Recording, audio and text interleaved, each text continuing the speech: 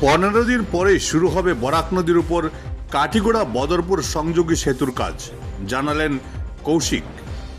15 দিন পরেই শুরু হবে বরাক নদীর উপর কাঠিগোড়া বদরপুর সংযোগী সেতুর কাজ, এমন জানিয়েছেন মন্ত্রী কৌশিক রায়।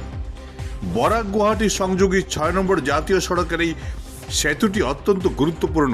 কাজ শুরু হওয়ার পর সেতু দিয়ে যান চলাচল সম্পূর্ণ বন্ধ করে দেওয়া হবে বলে জানিয়েছেন মন্ত্রী।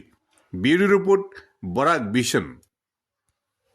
ইতিমধ্যে গেমন ব্ৰিজৰ কাৰণে চেংচন হৈছে, কাম আৰম্ভ হ'ব, কিন্তু অল্টাৰনেটিভ ৰোডটো হ'ব লাগে। সেই অল্টাৰনেটিভ ৰোডৰ যে ব্ৰিজৰ ৰিপেয়াৰিংটো সেইটোৰ কাৰণে অলপ সময় লাগি আছে।